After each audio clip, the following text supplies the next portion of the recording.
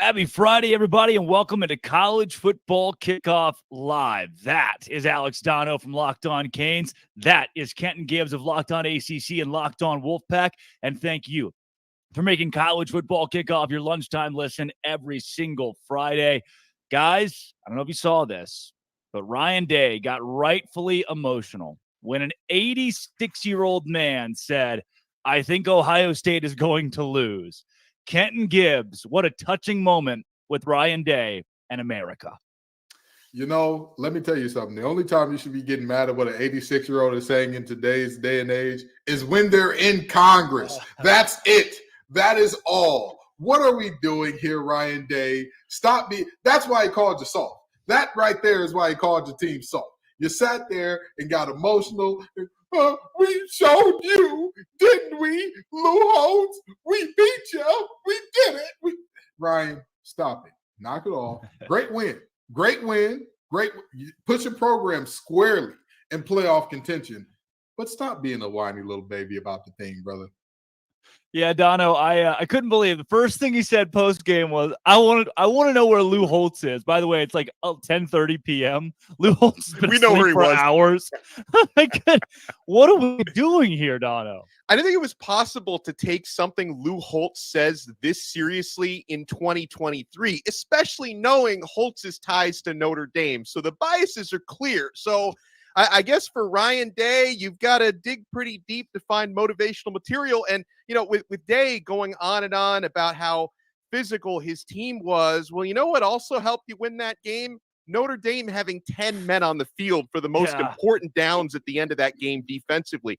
That might have also had something to do with it. Now, kudos to Ohio State for getting the win, because I know I'm on both sides of the fence here, guys, because I did pick Notre Dame to win last week, but you will recall I mentioned I'm a little bit concerned about Notre Dame's loser DNA because they tend to not show up in the biggest games when the lights are brightest. And in this case, they didn't even have the minimum number of players on the field to really complete these plays. And so, I guess for Mr. Day, whatever you have to use for motivation, I guess it worked. Your team's unbeaten. You be you. Speaking of motivation, Dan Lanning, pre-game. Look, this is not Hollywood. This is the football field. That's some old school stuff. Like, that's what my coaches would have said. You know, that's what gets me fired up about football is when a coach says to the cameras, to his team, we're just going to go out there and win. And then the greatest diss track of all time when Oregon posts all of the chatter from Colorado pregame. Kenton, you were on the gridiron in college football. You saw some of the best jawing that our country has to offer. What do you make of Dan Lanning and the Oregon Ducks, especially in this beatdown? They officially announced it. They officially told us. It wasn't said before. It was informal before this, but they've officially told us Deion Sanders is the Baba Yaga of college football. He is the big bad boogeyman. They are terrified. They are shaking in their boots. I don't think y'all understand how Oregon, of all teams, of all universities, Oregon, 50 combination, Oregon, more expensive facilities than anybody could imagine, Oregon, Phil Knight testing out everything that he can to give them the advantage. Oregon, that team is talking about, we're here for substance, not flash. Brother, that's what everybody's been saying about y'all for the last 20 years. That is literally the exact talking point that people have used when recruiting against Oregon, and now you're trying to flip it on his head to use it against somebody else. I'm telling you right now, these teams are shaking in their boots, and it's going to be okay. It's going to be all right. Y'all not even going to be in the conference with them no more. You don't got to worry about it. Colorado just became the Big 12's heavy hitter. You're good, Dan Lanning. So, good for you. I know you're going to lose a lot of recruiting battles coming up here, but more power to you. You won this game, and you won it going away. Great job. I was wrong. You were right, Dan. You did it for substance, not for the clicks, even though you invited the cameras into the pregame locker room for the first time in quite some time. But I digress. Look, see, Dono, I am a whatever it takes guy. If this is what it takes to beat the brakes off Colorado, then you go out, you say whatever you want to the 18 to 22-year-old kids. Obviously, it worked. Are you pro Dan Lanning here? No, I'm pro. I thought that speech was one of the coolest things ever. And I get what Kenton is saying about the facilities and the million jersey combinations, but I disagree with part of that about Oregon being Hollywood, because that football team is built to play physical smash mouth football. And that was the big difference in that football game, because Colorado is built more like a Hollywood attraction. So that speech, listen, it's not surprising that people took it the wrong way and some feathers were ruffled, because it's just society. Like if you sound like you're throwing shade at anybody, people are going to take it the wrong way. But I love that speech. It's listen, Coach Prime is obviously making Colorado better despite what we saw in the field last week. He's making that program better. He's revolutionizing college football. But that team is more of a reality show than a football team. Like Coach Prime, I see this guy more in commercials than I see him actually on the sidelines coaching. Not to take anything away from his work ethic. I'm just showing you how many commercials this guy's in. So I think that's a powerful motivational tool to say, hey, we're going up against a program that's doing all this for clicks. And, we're going up against Hollywood, but this game is played on the grass, not in Hollywood. I think that's just a really good motivational speech. Now, the other thing about our society now, Drake, is not only do people take things the wrong way, but everything a coach says these days is on camera and it's going to get out in some form, right? So, people have been making speeches like that for 20, 30, 40, 50, 100 years. Now it gets out and people are going to take it the wrong way. But that was an awesome speech, and Oregon backed it up on the field. Had they lost the game, that would have been pretty darn embarrassing for Mr. Lanning, but they went out there and they smashed. So I love the way that went down. They smashed, man. They smashed. That word means exactly what you think it means. It means exactly what you think. Oh, dude, talk about guys who aren't smashing, especially before marriage. Dabo Swinney had another rough week this week. I mean, at this point, you can't be fire Dabo, right? We aren't threat level midnight yet, but we continue to have this conversation grows and grows. Kenton, you're locked on ACC. This thing doesn't look good.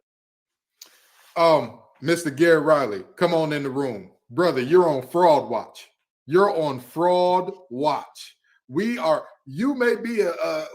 a few seconds away from being called one of the biggest and worst Nepo babies in all of college football, to the level of Ferentz son. I'm telling you that right now.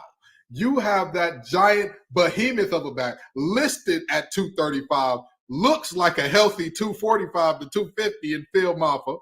You have a human pinball, a guy that you can use in multiple ways, and Will Shipley back there. He just finds he's the new version of CMC, basically. He can do it on the air, he can do it in the ground, however you want it done, he can give it to you.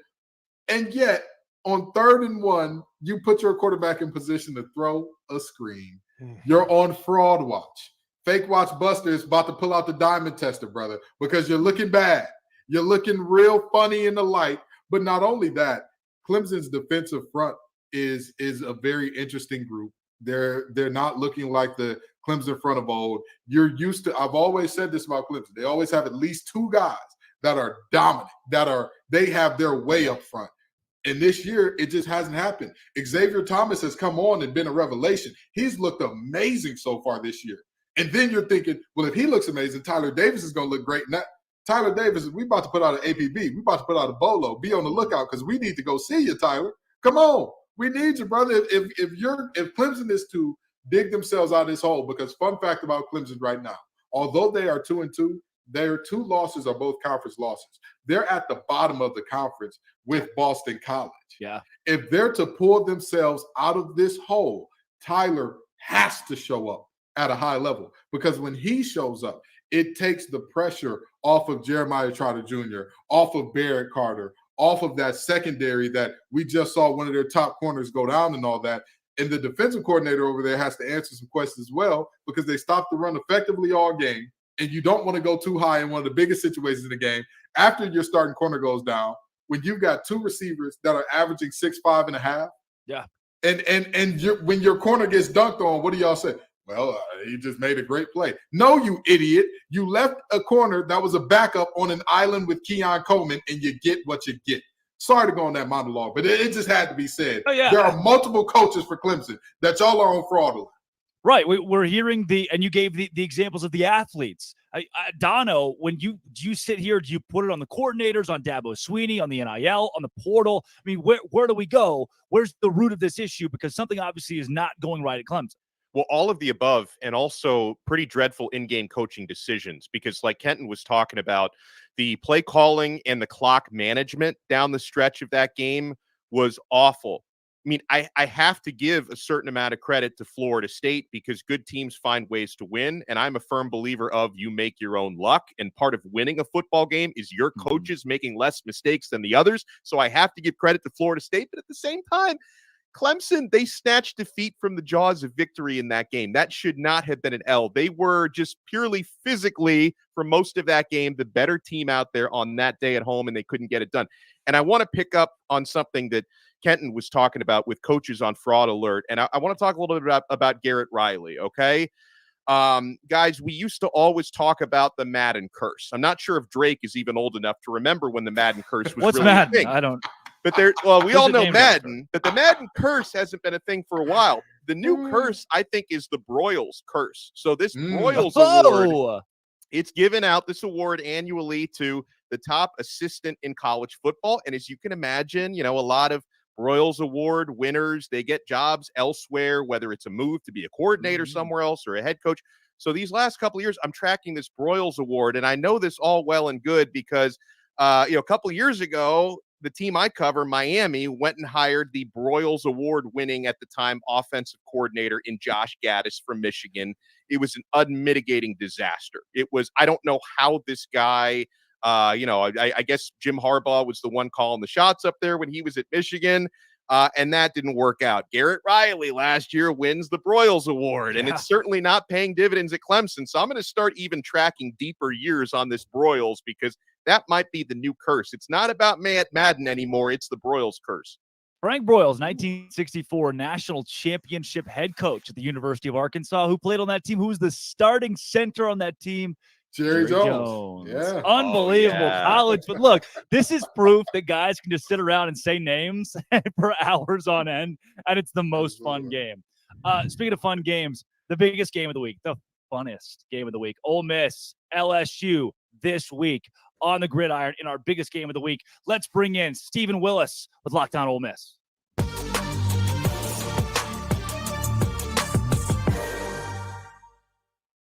Stephen, welcome into Lockdown College Football Kickoff Live. Coming off the Alabama loss, give me the state of this program going into a 4 p.m. gross, like nap time kickoff in the biggest game of the week against LSU.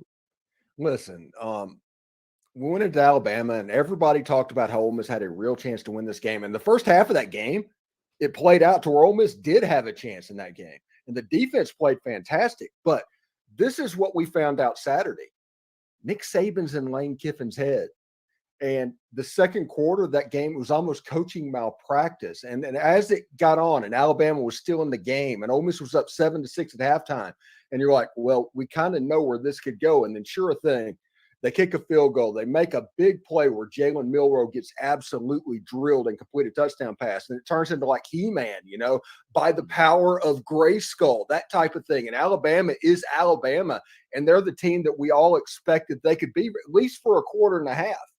This is an Alabama team that could probably lose 2 games this year. But in that quarter and a half, there was a jolt of energy. And you saw those 4- and 5-star players play like 4- and 5-star players. Now, I say all that to say this. Lane Kiffin wrote a lot of checks last week.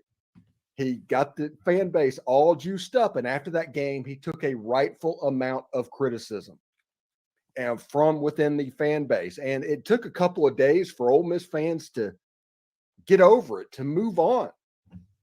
Ole Miss has LSU Saturday afternoon, the Magnolia Bowl, which, by the way, this game being played in September is absolutely ridiculous. This game belongs at Halloween. It needs to be at Halloween. But the fan base they're going to try and force themselves to get juiced back up, but they were let down pretty considerably after last weekend. Yeah. So let me ask you this, Stephen. In terms of, we know that the fans are the fans, and when you lose, you're going to be the worst thing in the world, and when you win, you're going to be the best thing in the world and all that. But in terms of the temperature of the locker room and their chances in this game, talk to me about what you're looking at as far as, like, have you heard great things coming out of the locker room in terms of, like, hey, they got their heads up, they know everything's still in front of them, or is it like, there's a leery feeling around this team in general? I don't know if there's a leery feeling around this team. The coach has the cornerback mentality, going back and talking about that. Lane Kiffin turns the page. You can't be the internet troll that he is without, leaning on receipts. So I think the team is going to bounce back. Usually when the offense is clunky, like last year against LSU, the offense didn't look particularly good. Against the next Texas A&M the next week, Quinshon Judkins ran for over 200 yards. So I think they will be fine this early in the season. The Alabama game obviously is the most important game on the schedule for Lane Kiffin. He acts like it. He just acts differently. He calls the game differently. I don't know if the team is going to read too much into that. But we'll see. This LSU game is probably the difference between Ole Miss planning to go to as high as an NY6 type bowl and Ole Miss going to the Music City Bowl. That is probably what this LSU game means. Well, and on this matchup, Stephen, obviously it's a really important game, and LSU are slight favorites on the road here. What do you see as being the biggest challenges going up against the Tigers? What concerns you most? I think it's their front seven, because whenever you get told over and over again that you're an offensive genius, which people have done with Lane Kiffin for the last couple of years, you start to believe it. And Ole Miss has been sticking with running the second and third level RPOs. They're kind of slow developing plays. And that works fine against Mercer and Tulane and Georgia Tech. But whenever you play against Alabama, when you play against LSU, when you play against Georgia, that 3 seconds to make that play develop is all of a sudden going to be 2 seconds. And that's going to cause mistakes to happen. And I think that's one of the reasons why the major ranked win for Lane Kiffin hasn't come in a couple of years for Ole Miss. So if he is willing to tweak, I mean, there's not much that he has to do, but if he does that, you have a chance for this Ole Miss team to look a little bit different and put this team in a better position to be successful, because LSU's front seven, they're just as athletic as the guys that just played against Ole Miss. You have to earn the right to throw against that secondary, because that secondary is not particularly good. That's transfers from like Nicholls State and Southeast Louisiana. But you have to earn the right to be able to throw the ball downfield. And if LSU knows that the quarterback's going to have the ball for 3 seconds, he's going to be in the same spot, Harold Perkins is going to get home. I mean, that's just the way that works. But if you have variance in the tempo of when you release the ball, moving the pocket, running different stuff, zone schemes, gap schemes, run draws, run screens. If the defense doesn't know what you're going to do, this Ole Miss offense has a chance to be really, really explosive. But if they get predictable, LSU's going to eat them up. Hey, Steven, I know looks can be deceiving, but honoring the 2003 team is a weird look. Why is this the thing that's happening this weekend? Okay.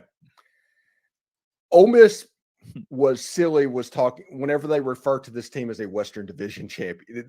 They got a trophy. I get that and all of that. That's a horrible look, especially against the team that won the game. Yes. But that 2003 team was probably the best football team that has played at Ole Miss in the last 50 years. They deserve to be honored. It's 20 years later. Just don't talk about the SEC West Co-Championship. Talk about the fact that they went 7-1 in the league. You win 7 SEC games at Ole Miss, that's worth having a parade over. Maybe concentrate on that instead of this silliness about the co-division championship. I was there. You know, I've seen the trophy. I know that it happens. I've looked at the record book. Ole Miss is on their record book. Everybody knows that LSU played in that championship game. Everybody knows that LSU won that national championship. And whenever you do that, it reeks of Central Florida putting up a national championship. Hang the banner. Hang the banner.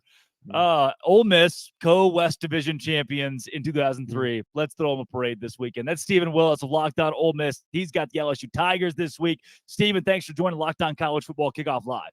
No problem, guys. Thanks.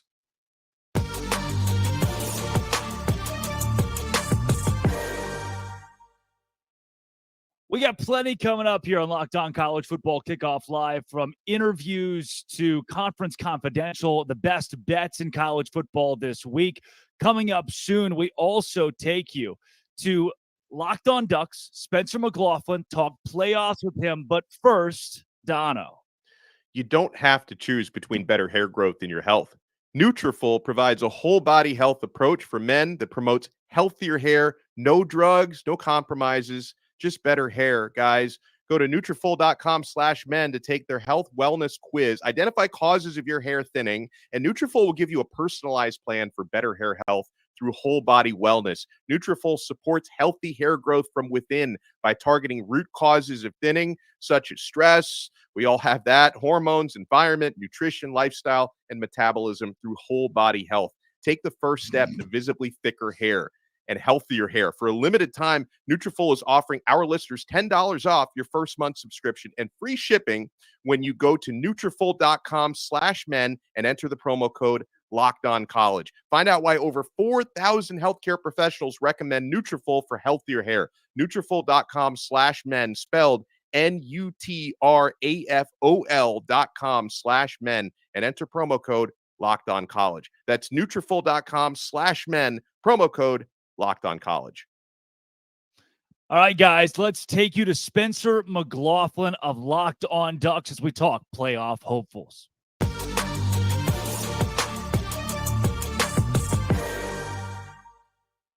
Spencer McLaughlin joins Locked On College Football Kickoff Live, affectionately known as Smiley around the office. Spencer, look, this Oregon Ducks team, some people will say they proved it against Colorado and Deion Sanders. Other people will say, hey, Colorado is still fraudulent. I first want to start, less so than the playoff hopes and more so this week's game. How do you wrap up everything that happened? Well, I think for Colorado, they, were a great story. They are not a great team right now. That's going to change in the future with the way that Deion's able to bring in talent. But I mean, after the Colorado game, look, was it intensely satisfying after all the smack talk from Colorado and being caught up in the buzz as an Oregon fan? Yeah, of course it was. It absolutely was. Did I leave the game thinking, oh, Oregon's about to roll through a loaded Pac-12 because they beat Colorado 42-6? No, not at all. They're still going to be an underdog at Washington. If Cam Rising is healthy, they're going to be an underdog against Utah. This Oregon team is really good because the Pac-12 is really good, and Utah with Cam Rising will be really good. If they don't have Cam Rising tonight against Oregon State, they probably lose that football game in Corvallis. The Beavs playing with a lot of urgency after their loss against Washington State.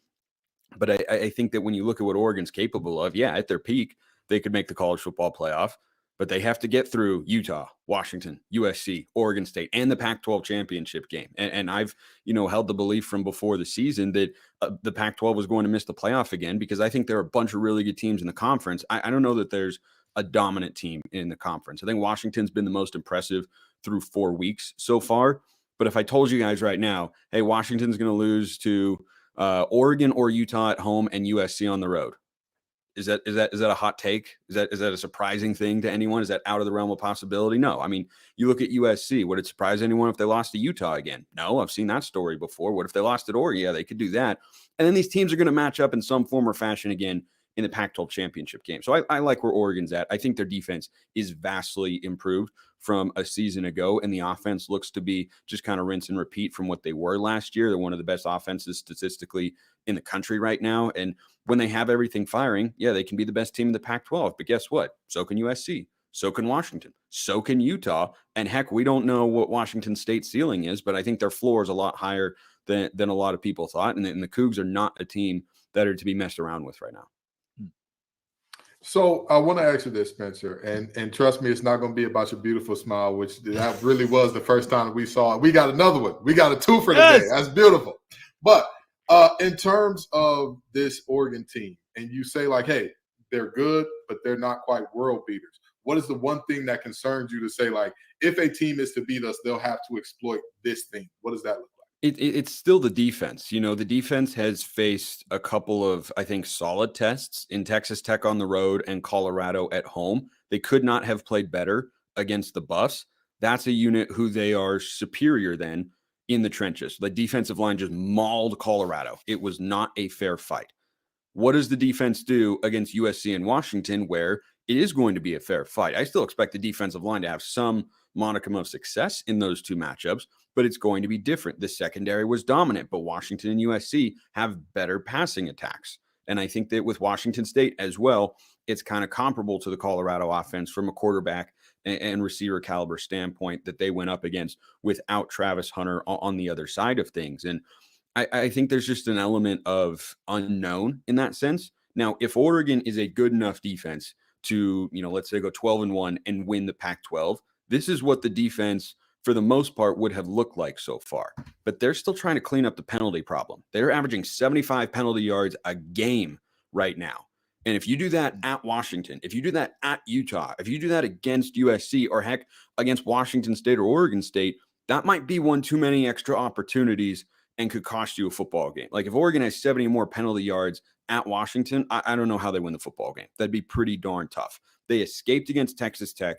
They had 124 penalty yards in that game. They had more penalty yards than rushing yards. And that has improved over the last couple of weeks. The penalties have continued to come down, but they are not where they need to be. So I think that element of it still is kind of in the back of my mind, making me wonder, is this team at that level? They have looked that way against their opponents so far, but bigger tests still lie ahead for them. Well, and you've done a great job of very humbly breaking down the reasons why Oregon may not end up winning the Pac-12 and may not get into the playoffs. But if they are able to do that, Spencer, if they're able to, let's say, run the table, what would be the primary drivers behind that? How would that happen for Oregon? Well, it starts with 18th year quarterback Bo Nix, of course. And he is the most experienced starter in all of college football. Up watching Bo Nix. We all did. we all did. I mean, it's crazy. It was just the second year of the Mario Cristobal era when he made his first start, and gosh, that was a lifetime ago in that neutral site matchup against Auburn in 2019. And I mean, it's just the world that we've got now, so take it for what it is. I mean, having him at the helm gives Oregon fans the utmost confidence, as long as he is healthy, that the Ducks have a signal caller that can get you to the playoff, that can play at that sort of level. The end of the season got derailed a bit when Bo Nix got hurt. They were still a good team with him back there because he's a capable pocket passer. He has to have his legs to be at his best. He has to have that full mobility component to be, a Heisman capable quarterback. But I mean, it starts with him. The offensive line's replacing a lot of pieces. So far, I think they've mostly passed the test. I want to see how they're able to run the football against a good front four in Washington, up in Seattle. But, after not running the ball well against Texas Tech on the road, they've run it exceptionally well each of the last couple of weeks, albeit against some weaker opponents there. But the offensive line's holding up in pass protection. Bo Nix looks really good. His weapons are deep. I mean, every position, I think you've got at least one NFL player. I think Terrence Ferguson, the tight end, is an NFL guy. Troy Franklin, of course, probably one of the top 5 receivers taken in the 2024 class. And then you have a couple dynamic running backs, one of whom is out with an injury right now in Noah Whittington. But Bucky Irving is the name that everybody knows, preseason first team, all Pac-12 kind of guy. So the offense has got all the tools. And I think the defense on paper is more talented than they were a season ago. And they still have something left to prove in that sense, but the early returns have been really, really good. So I think that Bo Nix, with his weapons and a more physical front four to pressure quarterbacks than what they had a season ago, those would be the reasons why, if Oregon gets to the playoff this year, God willing, that I'd be able to look back and say, yeah, this is how they got there. This is why Oregon was able to, improve on their results from a season ago, is because Bo Nix is really good.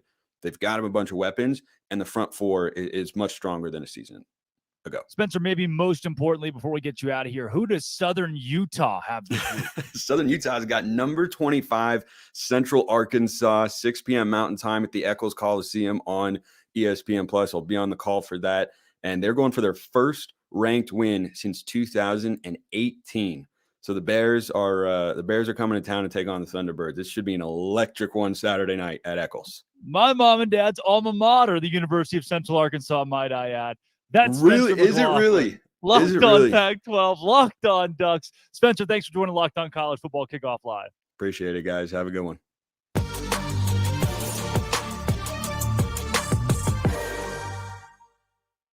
So the whole buy or sell thing on Oregon, what I struggle with here is you've got a Utah team that got to face here in a couple of weeks who just held UCLA and Chip Kelly to 7 points, and they were late fourth quarter 7 points. This is a defense in Utah that will dominate the Pac-12. They won the league 2 years in a row. They get Oregon at home. This conference runs through Salt Lake City. Dono, I don't see Oregon being a college football playoff team because I don't see Oregon winning the Pac-12.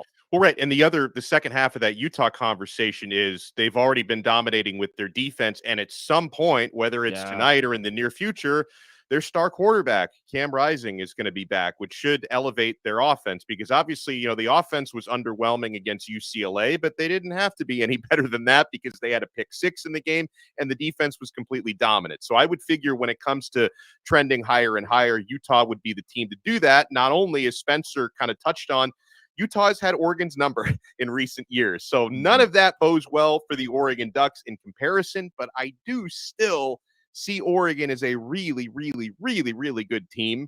And I don't think that what they did against Colorado last week was strictly about Colorado being frauds or whatever else. I think we're going to see Colorado have a lot better offensive games in the near future. But to your point, I think Utah is the team to beat. Yeah, Kenton, do you change your mind about Oregon at all after the Colorado game? No. Let me quote NBA YoungBoy's song, Fresh Prince of Utah. It's going to be a parade in Salt Lake City, yeah, because that team is that Utah team is something special. And I don't know why. I don't know what it is about Utah that makes everybody look away in horror like, it's ugly football. They can't be winners. They can't be good in the Pac-12. They're back-to-back conference champs, returning a ton of talent. And we're all just like, yeah, somebody's going to unseat them. We thought that they weren't going to win it the first year. And then we said, oh, well, Utah can't go back-to-back. Oh, well, they're bringing back their quarterback after going back-to-back. They're bringing back most of their talent after going back-to-back. But we still believe. We're still looking and searching. We're like Scully and Mulder and X-Files. I want to believe in somebody else, but we just can't do it. You can't do it. I'm sorry, with all due respect, Bo Nix has been playing quarterback in college football since the beginning of time. More power to him. I'm sure he was playing back there when the helmets were soft and all that. Good for him. But the reality is simple. No amount of Bo Nix, no amount of saying we don't do it for the clicks, no amount of Alton Stadium getting loud, rowdy, screaming, yelling, busting eardrums is going to make that team better than Utah. I'm sorry.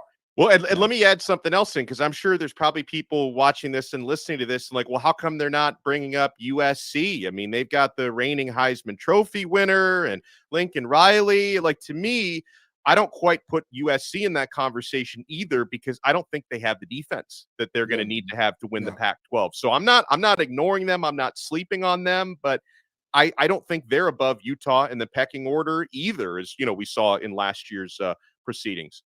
No, I would say if this was like if this was a scenario in sports that we compare it to, I think that without realizing it, Utah is Larry Bird walking into the 3-point shooting contest saying, all right, boys, who's competing for second? Because I think that's what's honestly happening. They're the most complete team in the conference. They're the team with the least holes that you look at and say, man, they got to get that cleaned up by a mile in terms of that conference. So to me, it's, hey, again, the schools who talk about we do this for substance may not have the substance to beat the actual substance team in the Pac-12, which is Utah. Yeah, and if you're a fan of any of a Washington State or Oregon State, a dark horse, sure. Right, there are teams that could sneak up and win this league. Oregon could, but it's Utah's Pac-12 until somebody else proves otherwise. This is eBay Motors Locked On College Football Kickoff Live until somebody else proves otherwise, Dono. And I don't think anyone will, because, folks, passion, drive, and patience, what brings home the winning trophy is also what keeps your ride or die alive. eBay Motors has everything you need to maintain your vehicle and level it up to peak performance. From superchargers, roof racks, exhaust kits, LED headlights, and so much more. Whether you're into speed, power, or style, eBay Motors has got you covered. With over 122 million parts for your number one ride or die, you will always find exactly what you're looking for. And with eBay Guaranteed Fit, your part is guaranteed to fit your ride every time or your money back. Because with eBay Motors, you're burning rubber, not cash. With all the parts you need at the prices you want, it's easy to turn your car into the MVP and bring home that win.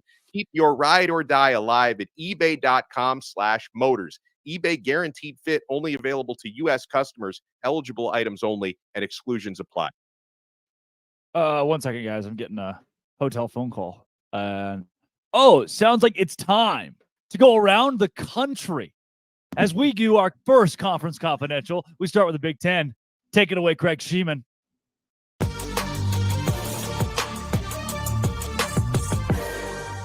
Everybody's still talking about Ohio State's impressive road win last weekend in South Bend, Indiana against number 9 Notre Dame, and good scheduling by the Buckeyes. They get the week off. Congratulations. The Michigan Wolverines hit the road for the first time this season. They play at Nebraska. Keep an eye on the Huskers quarterback situation when Jeff Sims comes back from that high ankle sprain, because Heinrich Harburg is 2-0 in his place. He's done a pretty nice job. If Penn State annihilated Iowa last week, what are they going to do at Northwestern this week? Although kudos to the Wildcats. They've doubled their win total already from last season. They had that 21-point deficit they erased and won in overtime against Minnesota last weekend. And don't look now, but the Maryland Terps could be 5-0 if they beat Indiana this weekend. Of course, the Hoosiers needed 4 overtimes to beat Akron at home last week. Illinois is at Purdue. First-year Boilermaker head coach Ryan Walters was the defensive coordinator at Illinois last year. He wants to win this one. By the way, the Boilermakers have yet to win a game at home this season. Michigan State travels to Kinnick Stadium to take on Iowa. The Spartans and the Hawkeyes are both struggling right now with their identities, although the Hawkeyes somehow are 3-1 at this point.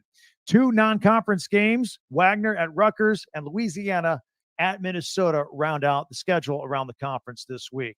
Enjoy the games. I'm Craig Sheeman for Locked On Big Ten.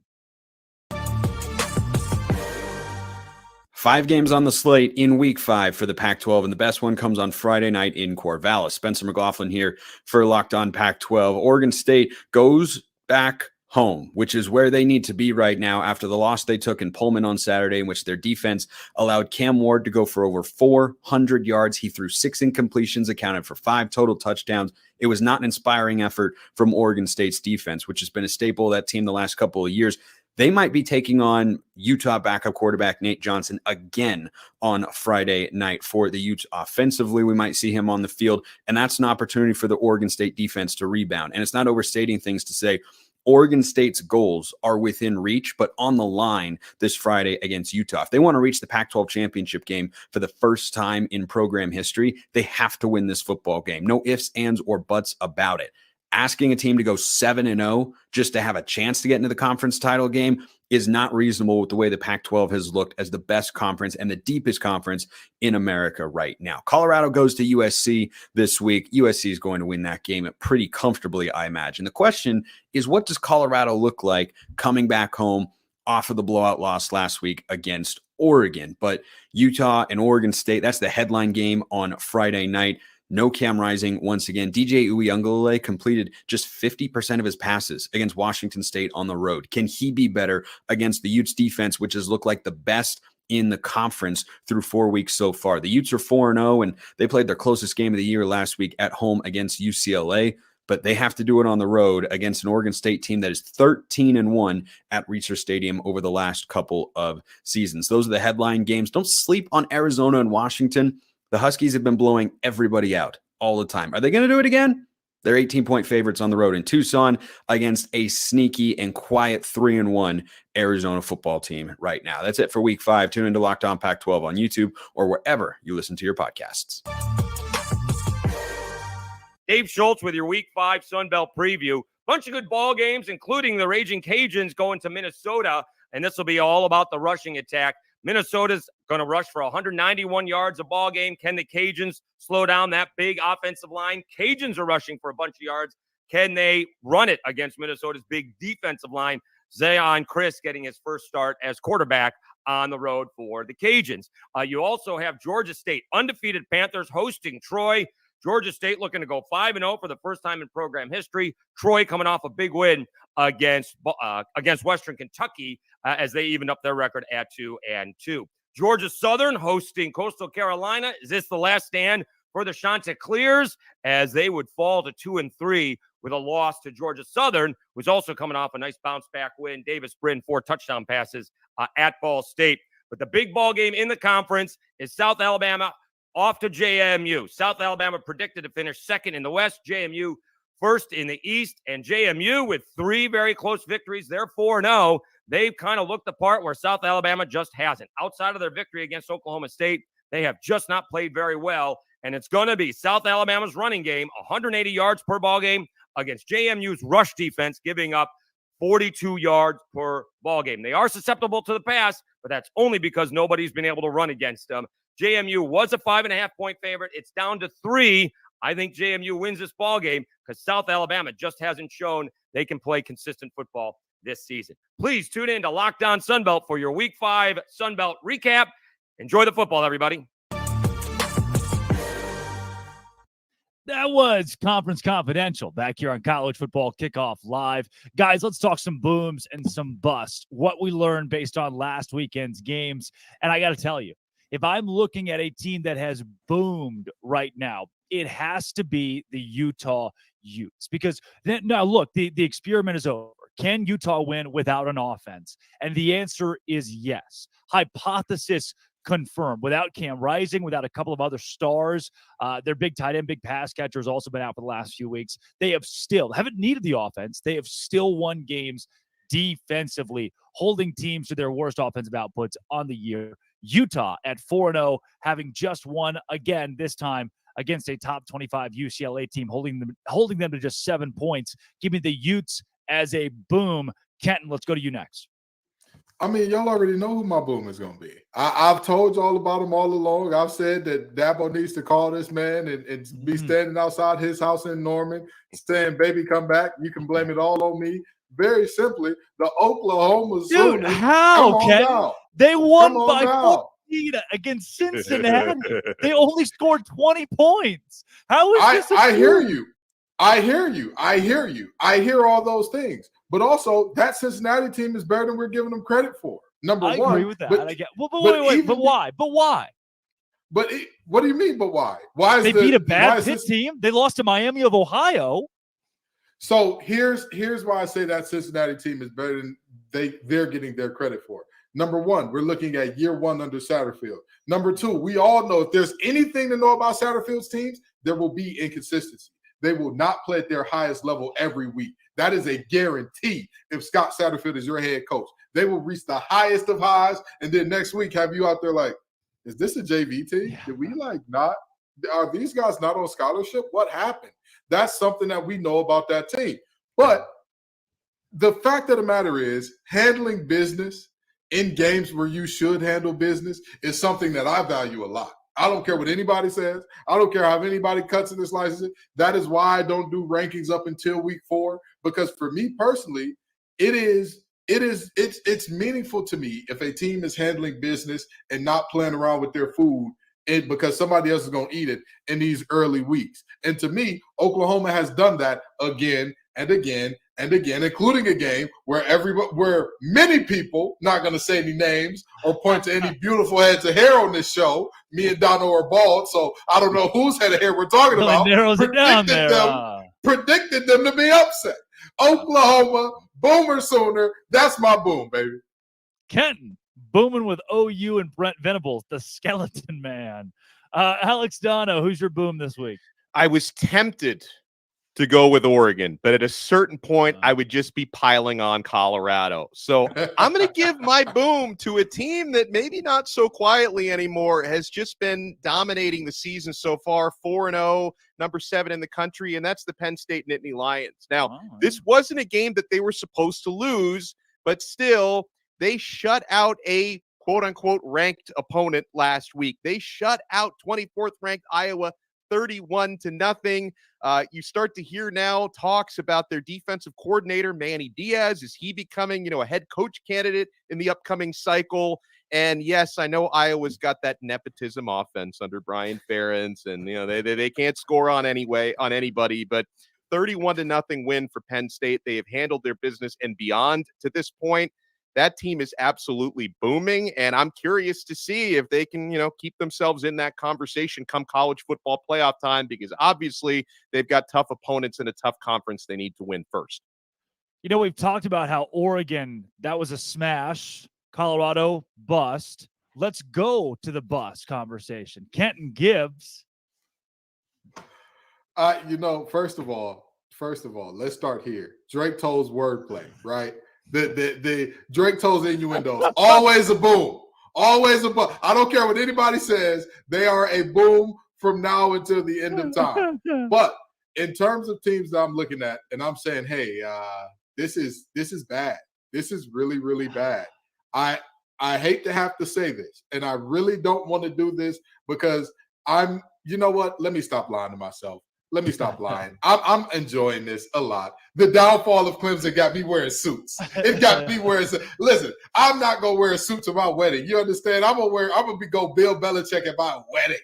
But for Dabo Swinney's downfall, I can't even hold in the glee no more. I can't do it. I can't. Watching this team piss down their leg, do the coaching decisions and clock management. What was that drive at the end of regulation? You have a big run by one of the best backs in the nation to put you in plus territory. And what do? Do they take a timeout, Dono? Drake, do they clock the ball? Why would you? You let the clock run out Yeah. when you got the plus territory. What a unserious group. Oh, my God. Clemson, I'm just going to say this, okay? And I'm going to leave it here. Dabo, I really and truly hope that you embrace the portal and you embrace all the new things and all that. But I'm telling you, it's going to be an enjoyable ride watching y'all be this bad this year. Oh, it makes my heart smile. It makes me smile with my heart. Makes me drop the Spencer McLaughlin smile on them because I got to get one out today. Oh, Dono, who's a bust? I'm going co-bus. Clemson is one of mine. There's nothing I could possibly add to what Kenton just said, but I got to go with Notre Dame at the other. I mean, you talk about snatching defeat from the jaws of victory. You're at home against a good Ohio State team, but finally an Ohio State team that looks by their own standards kind of average. And for the first time in a long time, they don't have some version of Superman playing quarterback for them. So you're at home in South Bend and you hold Ohio State to just 2 touchdowns in the game. McCord doesn't even throw a touchdown pass in that one. They're like 8-9 deep and former 5-star recruits at wide receiver. They can barely get these guys the football. They've got the top receiver in last year's class. Brandon Inniss can't even get on the field these days is what's going on there at Ohio State.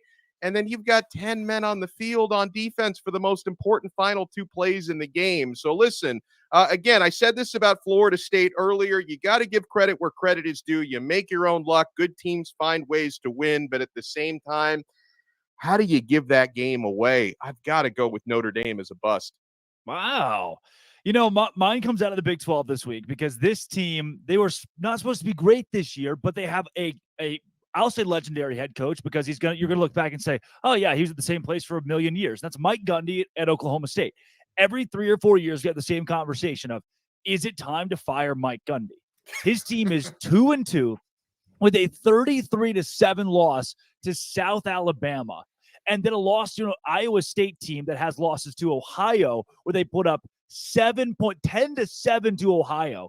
Oklahoma State just allowed 34 points to Iowa State this week in a 34-27 loss. They don't run the ball well with Ollie Gordon. They finally decided to run it with Ollie Gordon this week, their star running back. Earlier this year, he wasn't getting carries. They couldn't figure out who the quarterback was. They finally said, you know what? We're going with Alan Bowman. That's right. Texas Tech Alan Bowman, who was so bad at football that Michigan said, hey, come be on our staff. We'll call you a player, but you're just going to sit on the bench and coach up our young guys for 2 seasons. Now he's a starting quarterback at Oklahoma State. What did he do against Iowa State? 23 for 48, 278 yards, a couple of touchdowns, a couple of interceptions. Bad is what he did. He was outshone by a kid named Rocco Becht, the Iowa State quarterback who had 350 yards and 3 touchdowns. Mike Gundy, the seat is hot. Oklahoma State is a bust. They should have been a 9-win team this season with the easiest schedule in the Big 12. Guys, we have time for uno mas boom. One more boom. Dono will take it to you. Well, then I've got to go with Oregon. I apologize, Buffs fans, even the ones who have been fans of Colorado for more than 6 months, the 7 or 8 of you out there, I apologize. I apologize for piling on. But listen, man, Oregon goes up against the most hyped team maybe in a generation, right? When it comes to it. I know Coach Prime is he's probably rightfully trying to deflect away from his players and say, make me the target, like try not to make, which is an admirable thing that Coach Prime is doing. But his team is going to be a target all season long. For the remaining, 8-9 teams on his schedule, they're going to treat that game like it's a national championship game. Teams will get up for that. But you know what? Oregon not only got up for it, that Dan Lanning speech before the game, and then they lived up to it with a 42-6 victory. So Oregon comes off looking great because guess what? There were a lot of eyes on that game that maybe aren't regular Pac-12 viewers. Maybe they don't usually stay up until, 1 a.m. to watch the end of an Oregon game, but they were watching that game because of how Hollywood and how hyped that was, and Oregon completely dominated. So they're a boom for me. Boom. Kenton, one more boom. Well, I know that some Longhorn fans probably got mad at my last boom, and so I'm going to include the entire Red River rivalry in this thing. Let's get the Longhorns as my second boom. The two Big 12 teams headed off to the SEC. Definitely my booms here. Texas has not played a single-digit game all year, and that includes playing Alabama. Yeah. Like that's very, very interesting because when you look at this Texas team, you say they have all the pieces, but are they mature enough to show up every week? That's the big question about this Texas team. Are they mature enough to show up? Are they experienced enough? Are the guys that they have on this roster, can they do it every week? And trusting 18 to 22-year-olds to do that, it's a tall order. That's why I'm not a betting man in general, but even if I was, I wouldn't touch college football with the next man's money. But Texas has consistently shown up and not only done what they're supposed to do, they've dominated every single week. And so, I've got to give Texas their love. They have shown up. They've shown out to be a national contender. And so I'll give them their gots when they got it. And they got a great team this year. We're missing two teams here that have flown under the radar that I'll bring up in a couple of booms. Washington State being one of them. Now with this win against Oregon State, I think it's time to start talking a little bit more about how they could be a dark horse in the Pac-12. And at this point, the dark horse word is used loosely. I mean, they're a top 20 team. Cameron Ward has become one of the best quarterbacks, not just in that conference, but now in the country as America turns its eyes and says, hey, who is this Cam Ward guy? Who is this Washington State team? They've got a legitimate chance to make some waves later on this year. They're 4-0 right now. And then North Carolina, 4-0 for the first time in a couple of decades. Now, after a 41-24 win against Pitt, they have proven, hey, look, we are not to be overlooked. Drake May's a good quarterback. Mac Brown can still coach. North Carolina can make some noise in the ACC. Both those teams deserve some love as booms this week. Now, before we get into the rest of the show, we got a ton packed together. Sell Me Why is coming up with some wild spreads this week. But first, there's only one way that I get this luscious, thick toupee to grow, Dono. And that is Nutrafol. Men, if you're tired of weakening or thinning hair and you want to reach your full hair potential, leading hair growth supplement Nutrafol helps improve your hair growth, visible thickness, and visible scalp coverage. Nutrafol is the #1 dermatologist recommended hair growth supplement clinically shown to improve your hair growth, visible thickness, and visible scalp coverage. Nutrafol's hair growth supplements use physician-formulated, natural, science-backed ingredients. Their drug-free, patented technology provides consistent, reliable results without compromising your sexual health, by the way. So take the first step to visibly thicker, healthier hair for a limited time. Nutrafol is offering our listeners $10 off your first month subscription and free shipping when you go to Nutrafol.com/men and enter the promo code LOCKEDONCollege. Find out why over 4,000 healthcare professionals recommend Nutrafol for healthier hair. Nutrafol.com/men. That's spelled Nutrafol.com/men and enter promo code LOCKEDONCollege. That's Nutrafol.com/men, promo code LOCKEDONCollege. You're just scrolling along on the YouTube. You see your favorite team. You see Locked On Gators is live. You click on it, and there are 3 random guys talking about college football. Well, we're not so random. That right there is Kenton Gibbs of Locked On ACC, Locked On Wolfpack. That's Alex Dono of Locked On Canes. Drake Toll here from Locked On Big 12, and this is College Football Kickoff Live. From 11 a.m. to 1 p.m., every single Friday, we are your live lunchtime listen, breaking down all the biggest stories in college football and giving you the best bets for this week in the sport. Speaking of, it is time for Sell Me Why. The Colorado Buffaloes are 3-touchdown underdogs for the second week in a row. This time it's Lincoln Riley and the bad USC Trojan defense. Kevin Borba, Locked On Buffs, will sell us why Colorado will cover 21.5 this week. Tell me why. My name's Kevin Borba. I'm going to tell you exactly why the Colorado Buffaloes are going to bounce back and cover against the USC Trojans this weekend at 21.5. The thing is, the Oregon defense was absolutely nails, and we learned that Oregon's defense is a legitimate top 15 defense in the country. When it comes to USC, their defense ranks number 70 in total defense, and they do not have what it takes to slow down an offense like Colorado's. And you may say, oh, USC's blown out everybody they face. Well, kind of true. They've beaten up on Mountain West teams and Pac-12 bottom feeders. In their most recent matchup against Arizona State gave the blueprint on what it takes to not only come close to beating USC, but to move the ball whenever you darn well please. And Colorado's a much better offense than Arizona State, so they should have no issues passing it all over the yard, establishing the run, and just scoring points on this USC defense that continues to plague a program that many people think should be contending for a playoff, but is going to come up short because their defense cannot hold up against offenses like Colorado. So for that reason, Colorado's going to cover. All right. What do you think, Don? Does Colorado, can they at least cover 21 against USC? Hashtag I'm with Borba. This may surprise you, okay? Because I know I actually did predict Oregon to cover that gigantic spread against Colorado last week, and they did. This is a different ball game, guys. Last week they were in the Lions' Den at Oregon. This time you're at home in Colorado, the friendly confines and friendly sidelines. And I couldn't have said it better than Borba when talking about USC's defense. They can't stop a nosebleed. How are they going to stop Shador? A 70th ranked defense in the country.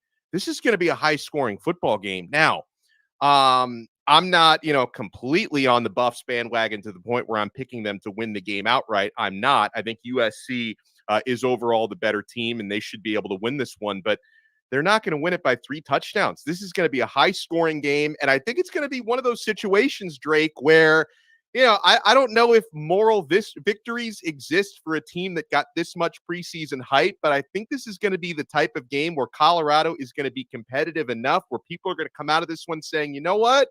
Okay, the Buffs, not as bad as I thought they were against Oregon. This is a team to respect again. Yeah, Ken, to me, you lose your best player in Colorado for at least a couple of weeks, but he was the X factor on defense more so than offense. And against this USC defense, I don't see why Colorado can't put up enough points to at least keep this game within 3 touchdowns.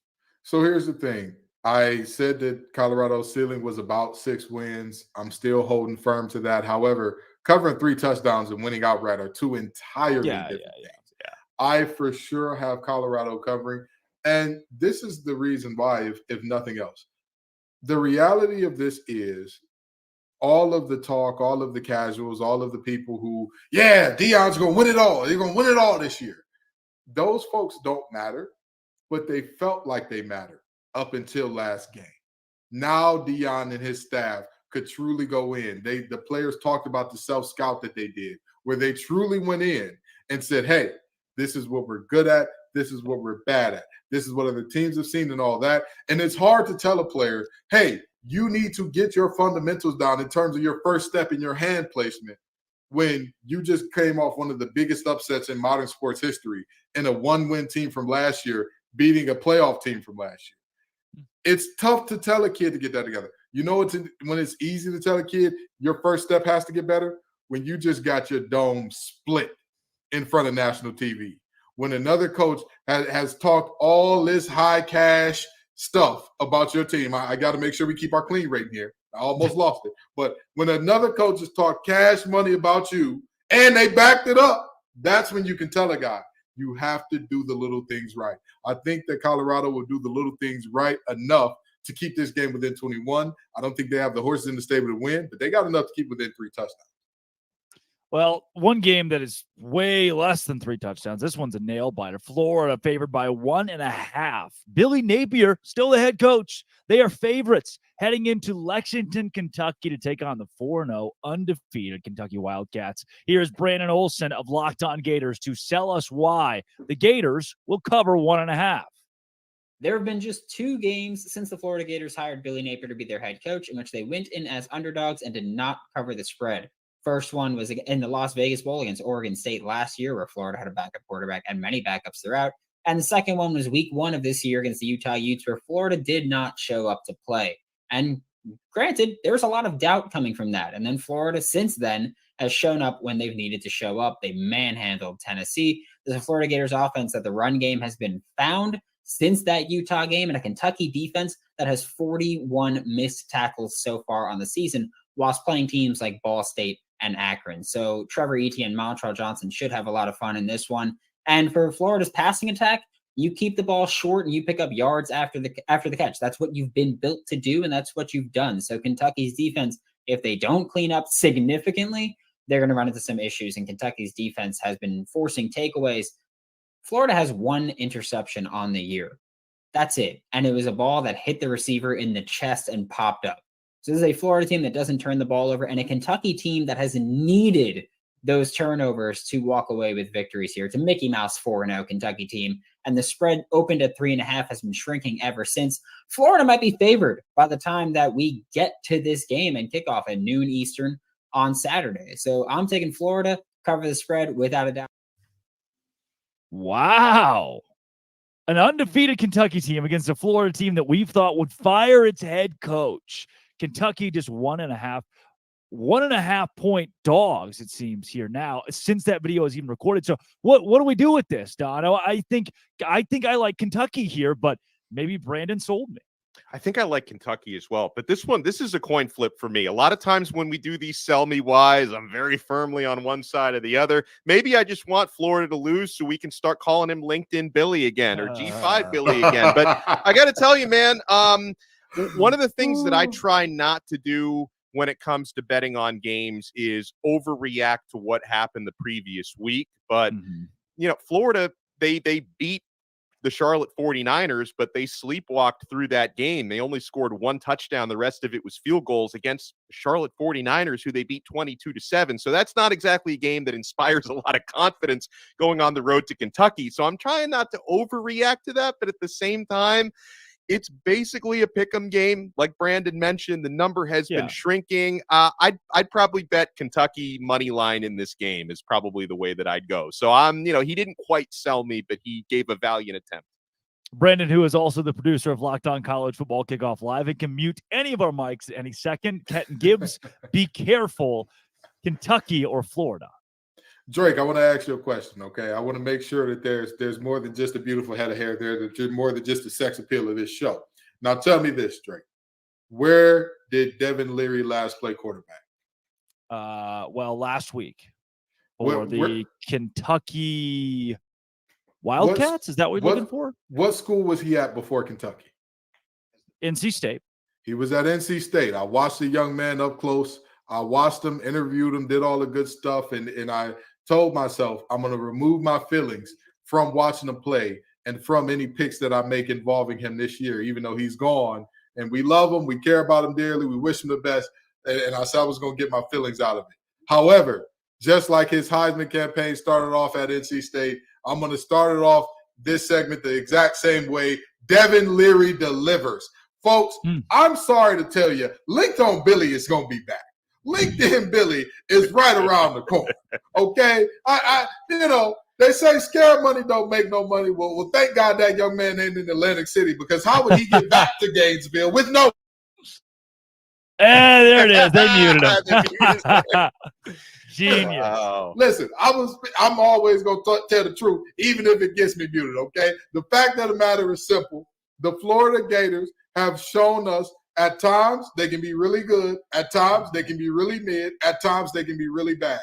For all that we say about this Kentucky team, that it is a Mickey Mouse 4-0. Let's make no bones about that, right? They have played the Island of Misfit Toys University 3 times in a row already. Sure. But with that being said, I at least trust them because they've been consistent in beating those bad teams, as opposed to Florida, who Biff Pogge's a really good coach at Charlotte. They don't have more than 3 players that will be starting on the Power 5 team today. They just don't. Wow. I'm sorry to say that. So the fact that they held you to nothing but field goal, don't worry about it. The big blue wall is coming. Devin Leary delivers. Give me Kentucky clearing the spread here. See, here, my pushback a bit on the Devin Leary thing. You say, where did he play last? And it was last week against Vanderbilt for Kentucky. I mean, I think this is a different Devin Leary. He was 15 for 29 against Vanderbilt, had 205 yards, 2 interceptions to 1 touchdown. He doesn't look like the Devin Leary that we saw at NC State, the Heisman hopeful Devin Leary at times at NC State. He looks like a Kentucky Devin Leary. And so also that being against Vanderbilt, Akron, Eastern Kentucky, and Ball State. And his stats still won't jump off the page. This is where he should already have 1,400 passing yards and 15 touchdowns and be right there in the thick of that conversation. But he's not. So I don't know if I put this game squarely on Devin Leary, but I do think Kentucky gets it done. Their running game, but with Ray Davis where he is, their running game is solid. I think if Kentucky can establish a run against a Florida defense that struggled against Utah in the trenches, that's where Kentucky can win this game. I'm not sold on Florida winning, but can I be sold on Alabama as 14.5-point favorites? That is the line right now between Bama and Mississippi State. Jimmy Stein from Locked On Bama will sell us why the Tide will cover. This is Jimmy Stein from Locked On Bama. This is why I think Alabama's going to cover that 15.5 number in Starkville against Mississippi State on Saturday night. Mississippi State struggled a little bit on offense as they're transitioning from the air raid offense to something a little more pro style against LSU just 2 weeks ago against a team that's similar in talent to Alabama. They reached just, I think, 200 total yards, 14 points. I think State might find the sledding even tougher against an Alabama defense that's looking better and better every week. Maybe a little bit of the Alabama defense of old. If they could only muster about 200 yards and 14 points against LSU, I wouldn't suspect Mississippi State would do much better against Alabama on Saturday. So I expect to see Mississippi State struggle to score and Alabama to score right around its average, right around 30 points. Yeah, Stein's been using some Nutrafol, and that accent is legendary, by the way. Alabama 14.5, Mississippi State. Donna, what do you think? I think Alabama covers. I think they're riding the ship to a point. I don't think this is a national championship Alabama team, but I think they're going to be formidable, probably a 10-11 win team by the time it's all said and done. I think they showed us last week they're starting to get things figured out. And, yeah, I think Alabama's going to win and roll. Kenton Gibbs. Roll Tide, roll. I mean, I agree with Dono. This is a team that has figured out who they are, and they're doing what they want to do now, or not what they want to do, but what they have to do now, right? Yeah. Like, this is a team that realized, hey, we had Bryce Young, we had Tua, we had Jalen Hurts, we had a great run of quarterbacks where we could pitch it all around the yard to all those great receivers and all that. This is going to be a ground and pound, physical, include our quarterback in the running game team, and that's what we're going to have to do. And they've accepted that, I believe. And not only the acceptance of that, and their identity, it's the lack of identity for Mississippi State, because they're at that crossroads. They're at the if they were a person, they'd be in those weird teenage years where it's like you don't know what crowds you're going to run with. You don't really have your niche yet. You don't really, you're not one of those kids that's like, I'm a robot for JROTC, or I love football, or I love band. They're the kid that's like, I really don't know. I'm a BC average kid. I just hang out with everybody sometimes. I'm not sure what my niche is. That's where Mississippi State is. And you can't have that with a deficiency of talent in comparison to your opponent and expect me to not believe that opponent is going to impose their will on you. Well, the head coach of the school died in the offseason. I mean, you talk about, that within itself puts you in the limbo period of, okay, you're already the awkward teenager trying to figure it out. You lose a parent. Now your entire world, like, where does this program go from here without Mike Leach? I don't know if we've talked about that enough because it happened in December. So it was December, January. So it was here, square start of the offseason, Mississippi State has some time to recover. No, he's the guy that recruited these players here, that coached these kids up. That's a tough thing to come back from. At the same time, I think because what you're saying is that Alabama's figured it out. I don't agree yet. Not yet. I haven't seen it yet, because remember, they didn't figure it out 2 weeks ago against South Florida. We can say they figured it out against Ole Miss, especially defensively. I still need to see more from the offense. You've mentioned the more ground and pound, more run the ball with or without the quarterback. That's why I think this game does stay at least somewhat close. This is a 27-14 final score. Alabama wins. It's on the road at Mississippi State. Give me Mississippi State to cover 14.5. But maybe the biggest sell me why this week, Duke and Notre Dame. We've already seen the Blue Devils beat Clemson. Now this week they're 6-point underdogs against Notre Dame. Let's be joined by JJ Jackson from Locked On Blue Devils to tell us why.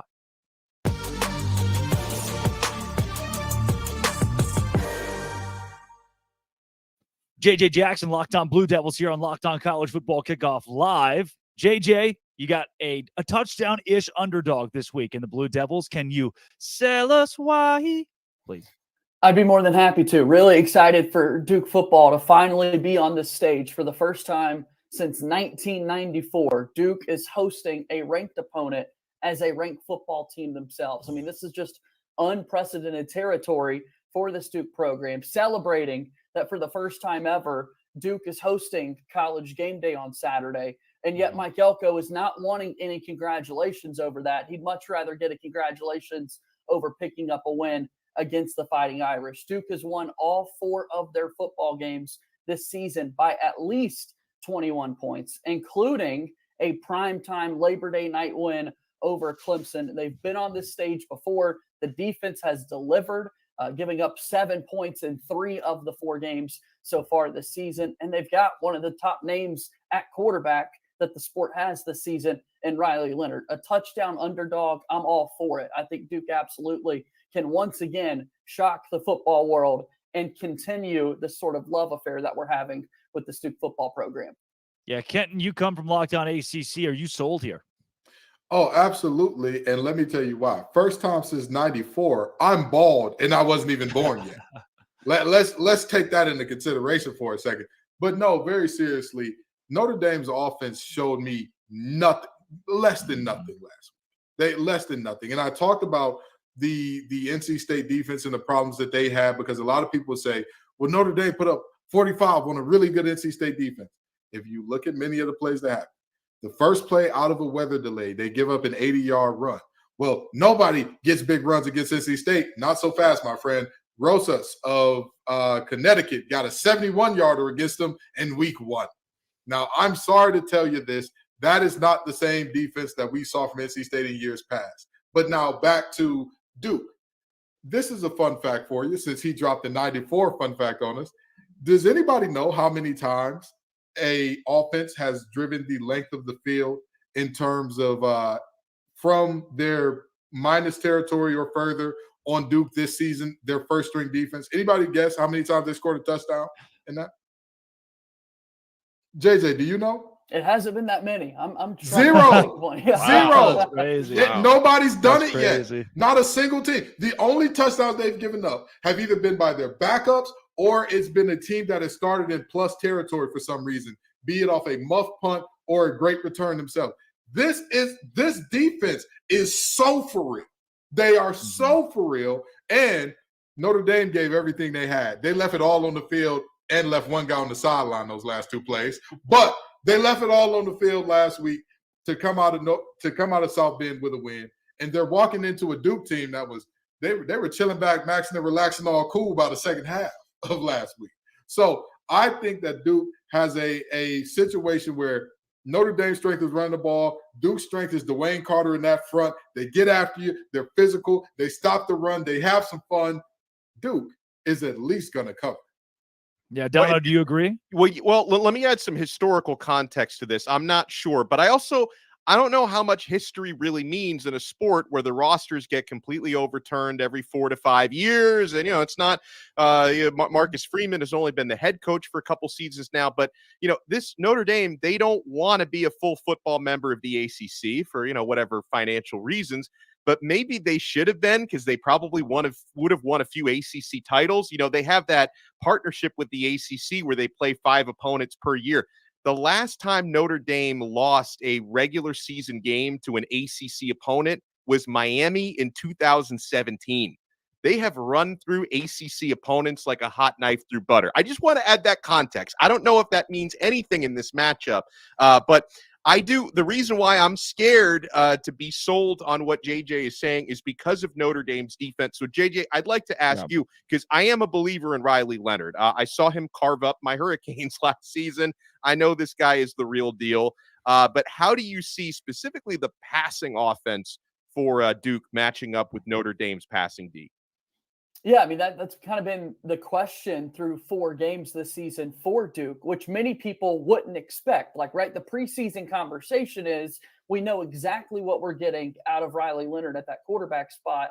What does the backfield look like? Duke's all-time single-season rusher, Mateo Durant, from a couple of seasons ago, is not in the backfield anymore. It's been more of a by committee approach, and so others are having to step up out of that backfield. You feel confident about the passing game, and they really haven't had to throw the football just yet. So with that being said, the fact that Leonard is, a Heisman contender going into the season and has so many weapons, whether it be Jordan Moore or Jalen Calhoun, who's made plays, Nicky Dalmala in the vertical game in the tight end room. Like, I think absolutely Duke's passing attack will be more on display than it has been so far this season, because for the most part, it's just been ground and pound because that's all they've had to do.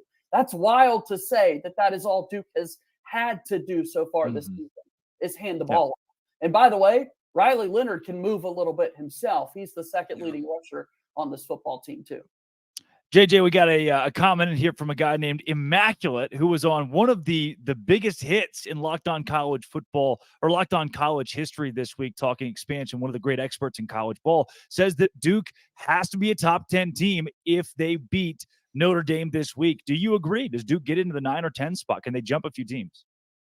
Absolutely. I mean, with the win that they would have against Notre Dame, and considering how well they've played so far this season, I think Duke absolutely deserves to be in that conversation. I think you would then start to talk more about the games that Duke has played previously, that their defense has been so stout. Again, only 35 combined points given up in the 4 games so far, that the offense has taken care of the football, that they've got a win against Clemson. They've now got this win against Notre Dame on their schedule with the full ACC kind of conference play ahead of them. Yeah, hey, here we are thinking about college basketball rankings coming out soon in Durham. Let's talk about this Duke football team with a win, possibly being one of those top 10 teams in the entire country in football. Is it a football school now, JJ? Making plenty of arguments for it to be. That's right. Yeah. That's awesome. That's JJ Jackson of Locked On Blue Devils. JJ, thanks for joining Locked On College Football Kickoff Live. Absolutely, guys. Thanks.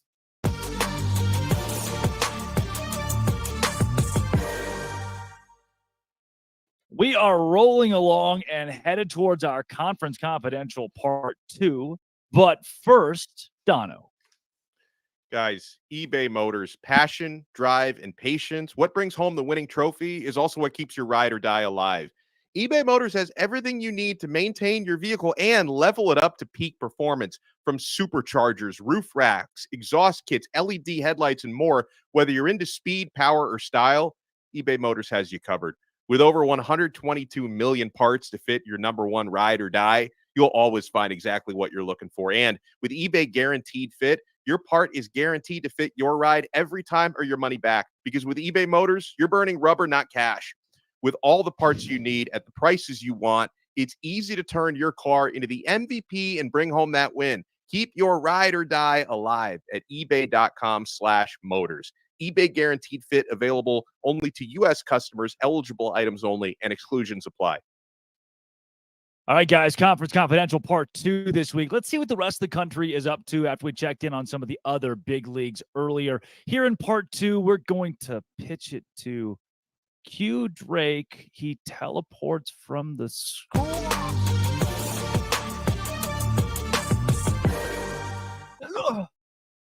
Oh my gosh. I didn't think that would actually work. Wow. Oh, huge week in the Big 12. Obviously, Texas and Kansas, one of our favorite rivalries in college football, is this week. And give me the Jayhawks plus 17 and a half some places. If you don't like the Kansas Jayhawks plus 17 and a half, you hate America. It's horns down this week. Kansas is not going to beat Texas at DKR, but at 2:30 on ABC, they're at least going to play it close. Houston and Texas Tech. Talk about a snoozer. Would rather watch a paint drying competition. Love both these teams with all my heart. Give me a team to win that game. Baylor, UCF. UCF favored by 12. I'll be in the house for this one. The Baylor Bears get smoked, which is just what happens to them. Gus Malzahn rolls over Baylor. Final score, as many points as UCF wants to score against Baylor, who has less. Iowa State, Oklahoma. 20-point line for OU. I'm seeing a lot of metrics here of Iowa State losing this game by 10. 13. Iowa State plus 20, my entire mortgage. Guess what? I don't have one. I'm 22. I still like Iowa State to make this game competitive. Their defense is that good. The offense exists. They have the ball sometimes, but the defense is good. Oklahoma's offense is not great. They showed that against Cincinnati, only scoring 20 points. If Cincinnati can cover 14.5, Iowa State can cover this week. West Virginia, TCU, Nico Marchiol. You don't know who that is, do you? Garrett Green. Probably don't know who that is. CJ Donaldson. Learn the name. West Virginia running back. He rumbles. He stumbles. TCU 12.5 point favorites. I'm not buying it. I love the dogs this week. Maybe my favorite dog, though, a team that beat an SEC team on the road. They play tonight, Friday night. They beat an SEC team on the road in Arkansas. Now they are 2-point dogs at home against Cincinnati. 2-2 Cincinnati with a loss to Miami of Ohio. BYU, money line at home. Give me the Cougs. That's all the stuff from the Big 12 this week. Our SEC Week 5 picks. We got 7 games of the conference. SEC on SEC. First up, I like Kentucky at home against Florida. I think Devin Leary gets it done despite the turnovers. Florida much improved, but the Wildcats better this week. I like Arkansas in a bounce-back game against A&M and Dallas, taking on the backup quarterback of Max Johnson. KJ Jefferson makes the plays. I like Georgia to win on the road at Auburn. Carson Beck's first true road test, but Georgia wins big. I like Mizzou to roll Vandy and improve to a perfect 5-0. I like Tennessee at home against South Carolina, but maybe take the Gamecocks to cover that plus 12 line. I like Bama to roll Mississippi State and Starkville late night Saturday. Jalen Milroe doesn't do much, but the Bama defense gets the job done. And I like LSU to pull out a close one over Ole Miss and Oxford, minus the 2.5 for LSU. But LSU keeps getting it done. They keep on rolling. That's our SEC Week 5 picks. We'll see how right we are coming up next week. I'm Darian Gray of Locked On HBCU, and I have 2 games for you again this week that you need to look out for. One from the MEAC and one from the SWAC. So in the MEAC, you have North Carolina Central, who's going over to face Campbell from the Colonial Athletic Association.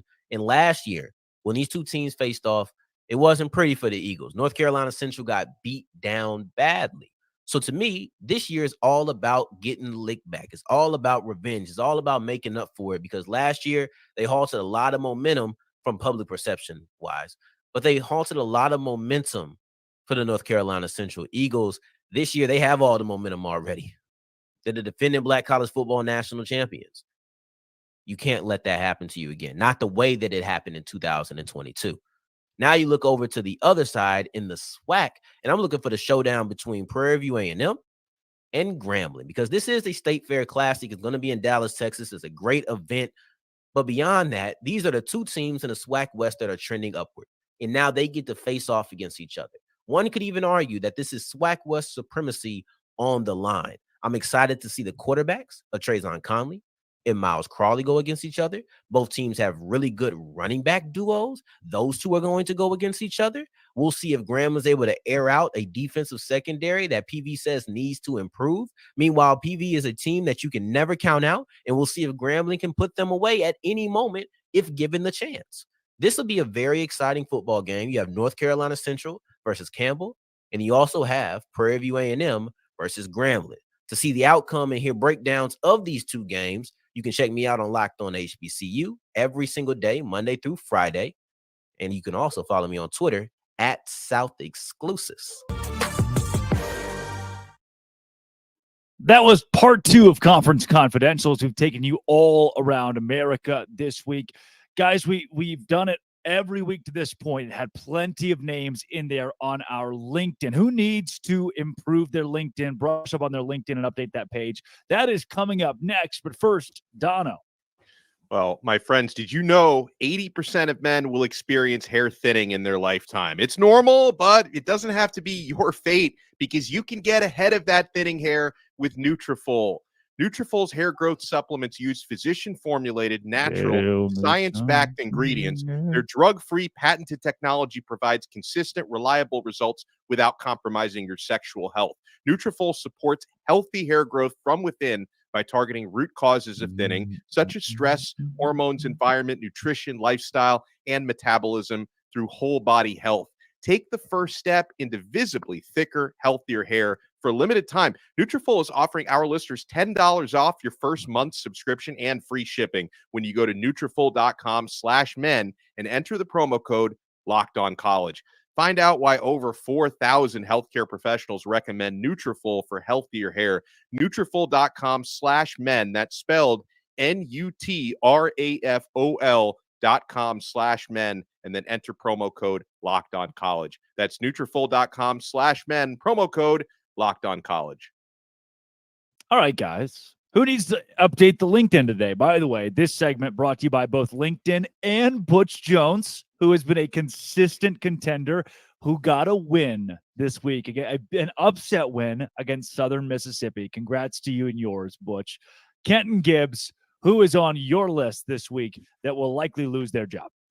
I'm so glad you started with me. I'm so elated that you started with me. You had to know that the ACC has two teams that are coming off of just god-awful losses, that both of these coaches, you know what? I'm going to tell you this. I might head up to Boston. I know I said I was going to be at the Duke and Notre Dame. You really don't like Jeff Hafley. But I might. Oh, no. It's not just about Jeff Hafley. It's not just about Jeff Hafley. Because Jeff Hafley, that team got blown out the water so bad.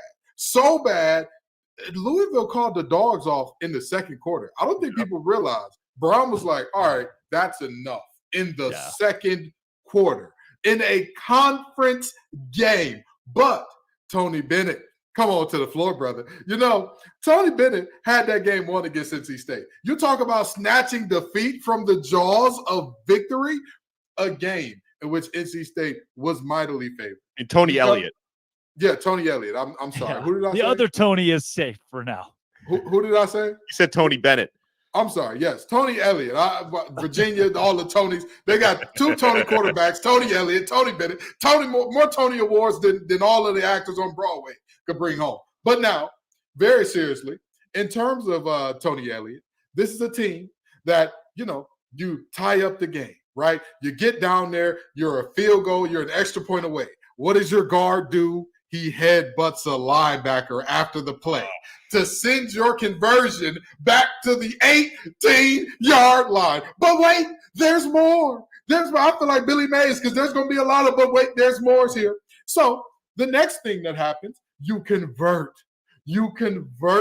the extra point from the 18. NC State pissing down their leg. Their pants are soaking wet and smelling like the freshest of urine. You are about to get yourself a win here. You're going to do it. You're going to go to overtime and win. What does your quarterback do? He does a freshman thing because he's a freshman. Takes off his helmet and hits a Paul Bunyan-like pose and gets a 15-yard penalty against one of the best kick returners in the nation in Jonathan Gray. And what ends up happening? Jonathan Gray gets a great return that puts NC State in a position where all they needed was one first down to be in field goal position. But wait, there's more. NC State kicks the first field goal, and what happens? UVA has a guy jump over the long snapper, which we all know is illegal, so they get another shot at it where they move even closer. Both of these coaches. I'm going to go up there to Boston because, like I said, anybody who knows me, I've talked about this before, I'm a recruiter outside of this show. I'm a headhunter. That's what I do. I help companies build out. And I'm going to help these two. I'm going to help both of them. I can knock out two birds with one stone and get my coach's resume gig started because I'm telling you, with all the buyouts that they're going to be getting, I don't need a big percentage of buy. Just give me a small little 5% fee. Give me a little 5% fee, and we'll work that thing out. Because both of these coaches, the block is hot. The block is hot. Kenton Gibbs taking out one of the Tonys. And Jeff Hafley, as usual. Jeff Hafley guy has become a weekly staple. Alex Dono, who is on the hot seat. I love how Kenton, Tony Bennett is catching strays there. And any Tony in Virginia is in big trouble. But I'm going to stick with the ACC because someone that Kenton gave kind of a break to was Brent Pry at Virginia Tech. I mean, I hope he's warming up that LinkedIn profile. They're 1-3 now. They lost 24-17 at Marshall, and that vaunted Virginia Tech offense has been held to 70 points 17. 70 would not be so bad. Right. Shocking. They've been held to 17 or less points in 3 consecutive L's. And so, folks, Kenton has already brought up Hafley enough, but I will say that circle the date November 11th on your calendar, because that's when Brent Pry and Jeff Hafley go head-to-head for an ACC matchup. So I'm going to say this. Assuming both of those coaches are still gainfully employed for that matchup on November 11th, we might have a good old-fashioned loser leaves town match, right? The loser of that game may not survive Got to go. week or definitely not into the season. So, it just brings up like old WWF imagery. I was before Drake's time a little bit. No idea what that means. Yeah. To have those loser leave town matches, that might be what you see on November 11th. Yeah. Guys, I've just been given, the hotel staff has been so gracious to have slipped this under the door. Looks like Dave Aranda on the hot seat. What? You win the Sugar Bowl in the Big 12 championship. Then last week against Texas, granted a good Texas team, but usually when a team loses, you say, oh, they lost the number 3 team in the country, right? They were supposed to lose. When a team makes it into the red zone 6 times and scores 6 points, that is almost hard to do. That is challenging to pull off, but it's what the Baylor Bears did against the Texas Longhorns. You can say this number 3 team in the country. That's true. Texas tried at times to lose the game. They tried to put Baylor in the game by gifting the Bears 6 red zone trips, and Baylor put up 6 points in a 38-6 loss. It was one of the best crowds I've ever seen at McLean Stadium in Waco. And what did Baylor do? The football team crapped all over it. Dave Aranda has lost control of the fan base, which is an easy thing to do. Coaches do that all the time, right? And they can win them back over. The locker room still seems to be intact for now, but that one is slowly sinking. In some of the big metric national, hot seat posts, he's in the top 5 at this point. Too much money for him to go this year, but he is brushing up on the LinkedIn because I just, there comes a point where you're losing a lot of games. The team, the atmosphere, everything around it crumbles and you can't revive it. So it's make or break for Aranda, especially this weekend against Central Florida, where I'll be in Orlando on Saturday.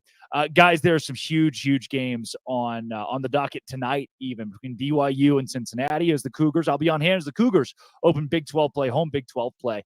And then obviously Oregon State and Utah. We'll get into all that, do our pick'em coming up later. But first, it's maybe the weirdest segment of the week where I show my love to our grand Poba of college football. He is the president of the Locked On College side of the network. This is the Blackerby Blitz.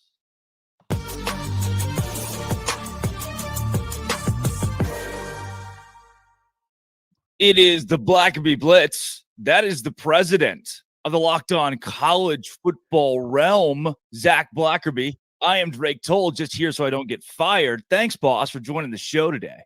Of course. As we blitz through some of these big headlines, I keep coming back to this Colorado deal. This one may be my favorite weird one, though. Remember that a couple of weeks ago, Deion Sanders talked about how this is just football, things happen. Well, the kid, Blackburn, who hit Travis Hunter, took him bowling this week. And I think that's weird, Zach. I think it's weird too, but we've seen this all the time. We've seen dudes get into fights, right? And then they become best friends for the rest of their lives. Maybe that's what happened. Also, Blackburn, maybe he doesn't want to become, I'm just the guy who hit Travis Hunter. Maybe this is a strategic play on his part. Yeah, he's still just the guy who hit Travis Hunter, by the way. Speaking of people who got hit, the Deion Sanders entire football team talking trash pregame. Oregon publishes a lot of what they said in their cinematic recap of the win over Colorado. Colorado got thumped. Is this the end of the Deion Sanders era? Well, first off, incredible troll job by Oregon. Totally savage. It's like, we're catching all of this. We have all the receipts, and then we showed everyone the receipts shortly after the game was over. Incredible, like caught in 4K type stuff for the Colorado Buffs. I don't think it's over. I do think it's kind of what we thought it would be, though, Drake. This is a Pac-12 conference that, though it's about to fall apart and crumble, it's going out with a bang. And their schedule's not going to get any easier. So I think a lot of people are going to hop off, especially after the next few weeks, if they pick up a few more losses. But to me, Colorado has already overachieved this season. I think Deion has already kind of done enough of the proof of concept. He's able to go to guys and say, I need offensive linemen, I need defensive linemen, I need help. But we're close. We're a lot closer than we used to be. And so I don't know. I mean, they may be a bad football team, but I think they're better than what we thought they were going into the year. Michigan State has now officially fired Mel Tucker, proving to people everywhere, don't have non-consensual phone sex, especially with someone who is a sexual assault survivor advocate who you've invited to your university multiple times. This dumpster fire finally has a bow on it. Mel Tucker is gone. Yeah, I got the notification from several apps saying Mel Tucker now fired. And I'm like, oh, I guess, yeah, that technically hasn't happened yet, but I'm kind of done talking about it. Drake, Mel Tucker, get out of here. Your coaching career is probably over. He is done. I don't know. There are some different therapy programs, different therapy college football programs that hire the like. We'll see if he makes a return at one of those. Oh yeah, maybe he's a grad assistant in Alabama in 2 years. Yes, maybe he is, where he's already been. The playoff committee met this week and said, you know what? Nah, for now, let's stick with 12. What do you think about that? I think 12 is a good number. I'm still a fan of staying at 4. I know a lot of people are against that, and 12 means more college football, which is certainly a good thing. But I think regardless of what we do, it's going to water down what it means to be a playoff team. Yeah. And right now, I think we've already kind of had to do that with several seasons. It's like, okay, there's 2 or 3 teams that are worthy of a playoff team. And then the 4th team, it's like, okay, who do we want to just invite to the party? When you go to 12, I mean, I think it's really going to zoom out. I mean, because parity is a thing in pro sports. It is not a thing in college football, nor does it need to be. And I just think when you bring in 12 teams, I don't know if that's necessarily good for the sport, but it may be good for the fan, and that's all that matters. Two sides to this. One, parity in college football does not result in viewership. The Big 12 is a great example. There's no big dog. There's no national championship contender in the new Big 12, which means that there aren't 10 million eyeballs that are zooming in on somebody. Maybe Deion Sanders just because of the Deion experience. Yeah. On the flip side, 12 means $320 million per conference from ESPN, which right now is 5 conferences. Zach, technically with a grace period, Washington State and Oregon State are still in the Pac-12 for a couple of years. They could walk into $160 million each if ESPN doesn't move them elsewhere. Man, just keep showing up, Washington State and Oregon State. I mean, what a gift. What a gift from ESPN if that were to all happen. But they got to figure something out. And, you know, we saw a few reports. You and I texted about it. They're going to try to operate as a 2-team conference. That was one of the things that they discussed. And it's like, no, that's not a conference. I hate to break it to you. That's not a conference. Those are 2 teams that are about to become trust fund babies. And look, I'm not gonna fault you for it, but I am going to be a little jealous. You know, Zach, the Auburn Tigers lost to a team that could probably win the national championship in Texas A&M. You know, you're going to lose to some really good teams out there. Just felt like this Auburn team still has 11-1 prowess. You said it, not me, but I do think they lose this weekend. So maybe 10-2 is still on the table for the Tigers. And yes, my one Auburn question for the week. Ole Miss this week, I found it really heartfelt that they are celebrating their 2003 national championship team. They won the championship, right? They're honoring their 2003 team against LSU, and they won exactly nothing. They didn't win the West. They didn't win the conference. No, but they had Eli Manning on that team. Ole Miss, what are you doing? What are you doing? It's just Ole Miss cannot get out of its own way. It's crazy. I don't get it. They're trying to act like there's something they're not. So like, all right, Eli Manning, are you free this weekend? No. Okay. What about next weekend? No. What about okay. All right. You can come here. All right. 2003 team. Let's party it up. Get out of here. It doesn't make any sense. Let's bring the whole 2000. You know, the 98 Purdue team. I hear we could bring them back and have a little soiree with those guys too. I just hang the banner, I guess, you know, hang the banner. Love celebrating things that didn't actually matter. I mean, incredible. Maybe the biggest story in college football this week, Zach. Travis Kelce and Taylor Swift are dating. He played college football, and it's all that I've seen all week long. I know that you, a big Swiftie, are super excited about this. I wouldn't say I'm a huge Swiftie, but I definitely don't mind her music. I think I like her older stuff more than her newer stuff. Older stuff's a little more poppy, which is more in my lane. But Happy for him. I'm just glad that Travis Kelce put her on the map. Yeah. Finally, people are talking about Taylor Swift. She's know it. become a little more mainstream. We're going to get taken off the air, by the way. That is Zach Blackerby of the Locked On Auburn podcast. That's I'm right. Drake Toll. Thanks for doing the Zach Blackerby, the Blackerby Blitz. You know, Yeah. This is my favorite part of my week. Hey, love you a long time, bud. I love you more, Dad. This is Locked On College Football Kickoff Live. That was the Zachary Blitz.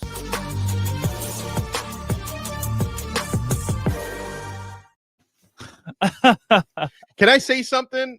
For the last hour and 40 minutes, I was wondering if there's any possible way on a college football breakdown show, if we could find a way to work Travis Kelce dating Taylor Swift into the show. And Drake told you found a way to do it by pointing out that, yeah, at some point, Travis Kelce played college. I don't even remember where he played college football. Cincinnati with his brother. How did you forget that? No, I mean, I'm letting him carry my fantasy team. He's a chief to me. All right. He was a smash then. He's a smash. He's a smash with Taylor Swift. It's good, man. I check the hard drives. This is getting crazy. Amazing. Okay? This is getting crazy. But yeah, there are a lot of interesting angles to a lot of that whole Taylor Swift and Travis Kelce thing. For example, is she going to go back to Cincinnati one of these games with him? If I'm just saying, him and his brother are both going to be inducted in that Ring of Honor if they aren't already there soon. Yeah. But we get a Swift appearance. Think about Colorado, Cincinnati, a conference game next year. Oh. Deion, Taylor Swift, Travis Kelce. Ooh-wee. Bro, ESPN's going to lose it. Would that be the first time Deion wouldn't be the biggest star at his own game? That would be more star power than the Milky Way can contain. Do you understand? Insane. That is just too much. All the social media posts from every major media outlet, not ours, thankfully, have just only been Deion and Taylor Swift for 2 weeks now, or weeks on weeks. Guys, let's go into some best bets this week. We'll do a couple of minutes of your very favorite games and then wrap up this show today with straight up picks of the biggest contests in college football this week. Starting in the Big 12, when you think best bets, guys, tonight, BYU open as a 3-point favorite. They are now 1.5-point underdogs against Cincinnati. The game has moved from even to swaying in both teams' favor. I think BYU wins outright in a home night game. The Church of Jesus Christ of Latter-day Saints is having its biggest conference of the year in Salt Lake City this weekend. So what does that mean? Everybody and their mom is in Provo, Utah, myself included, for the game. Myself included for the game. And this place is going to be packed, raucous. I think BYU wins it at home pretty easily. Yeah, from what I've been told about BYU's home atmosphere, it's not only like loud and raucous, it's also terrifying. Because they're it is. Yeah. They're deadly silent originally, and it scares a lot of people, which it would terrify me too.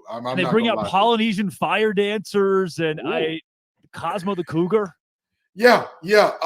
So with that being said, I know we talked about this.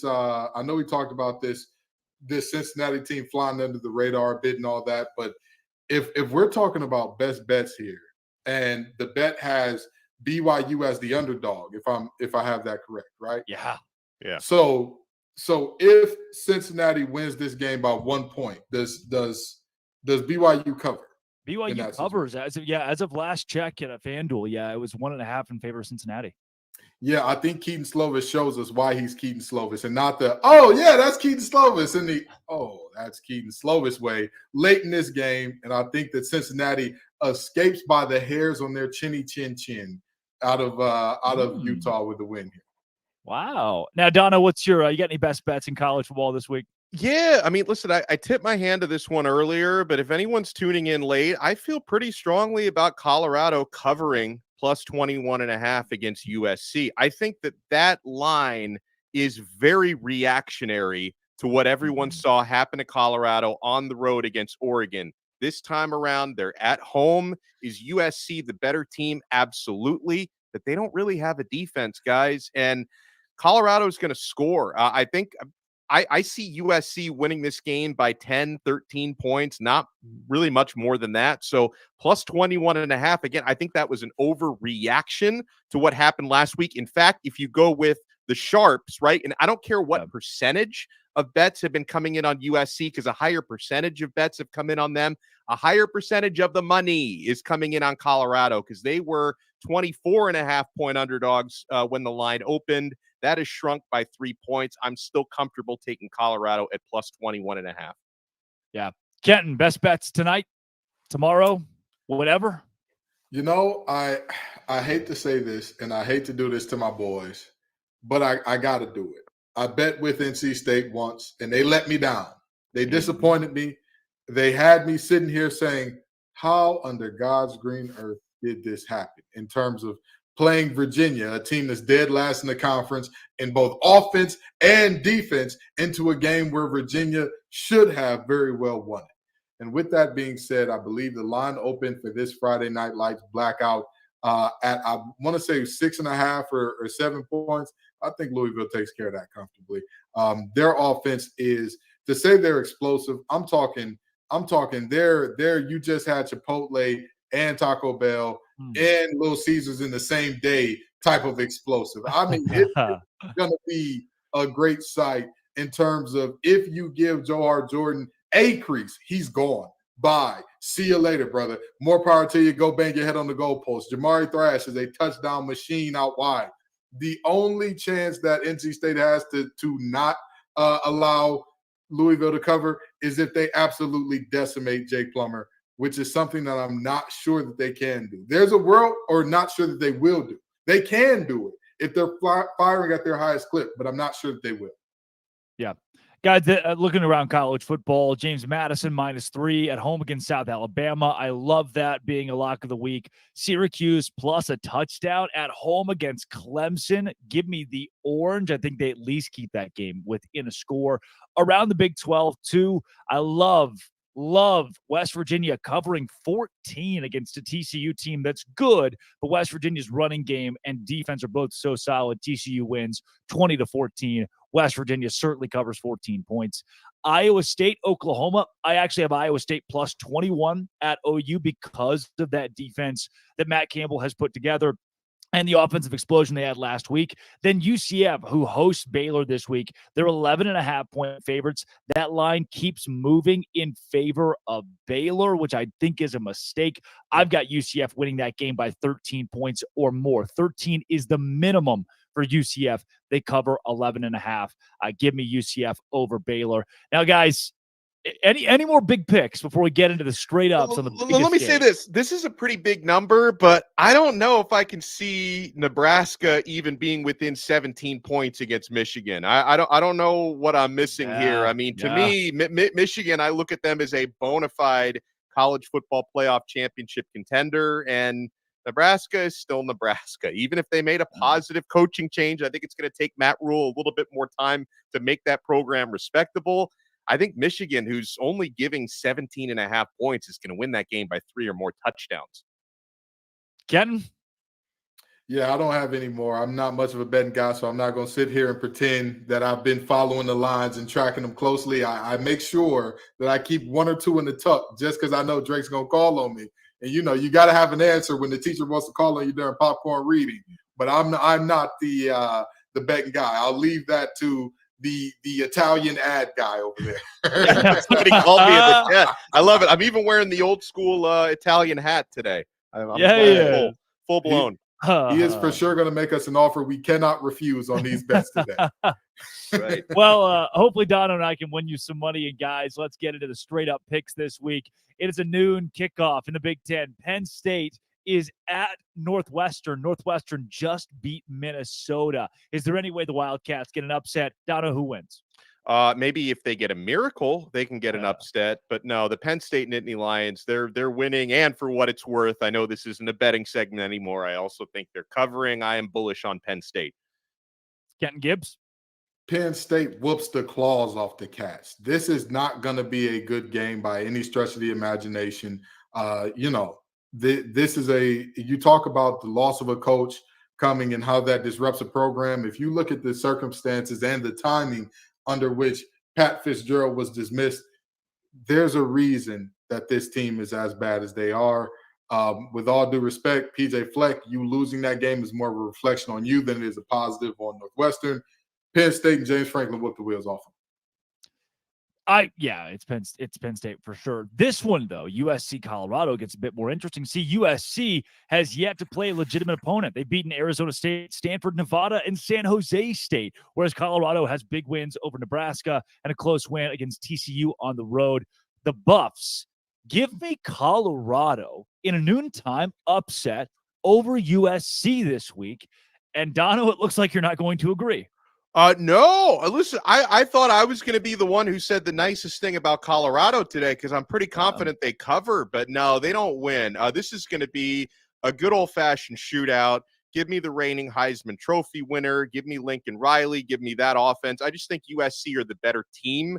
I don't think they're going to win it as comfortably as a lot of folks think. And because, again, noon kickoff on the road for a team that's going to feel like 9 a.m. for them, but they still win. Kenton. I hate to say this, but the deciding factor in this game is not going to be the person that everybody thinks, because everybody is thinking, oh, it's going to be Shedeur versus Caleb Williams, and that's going to be the situation here. I'm telling you right now, this game is going to be about Zachariah Branch. The country may not know who he is yet. Zachariah Branch is a freshman do-everything guy. He is being compared to Percy Harvin and Tyreek Hill and guys of that ilk. He is all that and some. And I am telling you, Colorado does not have a single player that can match up with him in any situation to where you can say, I feel comfortable with my guy against his guy in space. Now, here's the problem with that. Lincoln Riley is better than anybody in the nation, potentially anybody in history, at getting his guy against your guy who he knows you can't do anything with him. I think Colorado covers, but it hurts my spirit to be a Detroiter and not pick Buffs. But we're going to go with that's a reference to Cartier glasses, if y'all don't know. We're going to go with the Trojans here. Fight on. It is the Swamp headed to the Bluegrass State, Florida, in Lexington. Dono, do you take Kentucky or the Gators? I think Kentucky wins a close one. My confidence level on this is basically 50-50 between these two sides. Now, I will say our guy Brandon from Locked On Gators gave us a little bit of a negative insight, a reminder that probably doesn't help his cause very much, that the last time Florida went into Kentucky, Florida center, who is still their center, committed 7 penalties.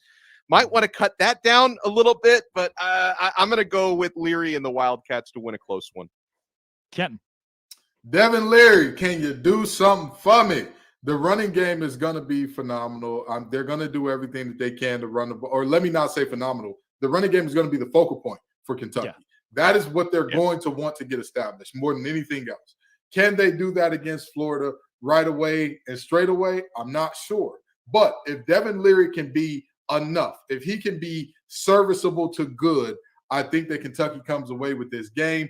And with that being said, I think that he definitely will, despite the best protests of Brendan and all the muting in the world, will not be able to mute what is going to happen to his Gators tomorrow.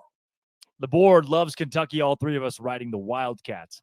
Kansas and Texas is a top 25 game at DKR Texas Memorial Stadium. The last time these two teams will play. Head-to-head, Kenton, do you go with the Longhorns? Absolutely. The Longhorns have been my boom team for a reason, and they're going to keep on booming. This is a Kansas team. They are exciting. They can put up points. They have the goods offensively. Defensively, there's some questions. There's still some questions there. There's still some pliability there. And honestly, there's still some depth issues there. Like, let's just be honest. They don't quite have the horses in the stable. The Les Miles and what he did to that program, he will never pay for his crimes. He should, though. He should. Somebody's going to make him answer for that at some point in time. But luckily, he was cashing those checks all the way to the bank for Texas because, again, the state that he left that program in, they're still not exactly fully recovered yet. Texas wins this game. Dono? It is a ranked matchup, like you said, but I hope Kansas enjoys being ranked right now because by the time the fresh batch of AP rankings come out on Sunday, they will not be ranked any longer. Texas is going to steamroll them at home. You know, for so many years, guys, I, like most people outside of the Longhorn State, have been really annoyed by the constant chatter every year. The Horns are back. Texas is back. I think this year they might actually be back, and Kansas is not going to be the team that gets in their way. Hook 'em horns this week. Board loves the horns against Kansas at home, despite it being a top 25 matchup. Let's go to tonight. Oregon State, Utah. The Beavs are 4-point favorites at home in Corvallis. Kenton Gibbs, what do you do with this game? Cam Rising is back, folks, or he should be back at least. He should be back. Cam Rising is going to be back, and we can put to bed the questions about Utah's offense. They're going to be better. They're going to be much improved with a defense that they just shut the door. They do not, it's scoring on them. The chances are slim to none. And Slim's got his top hat on, looking around with a couple to-go plates, hoping nobody's judging them for it.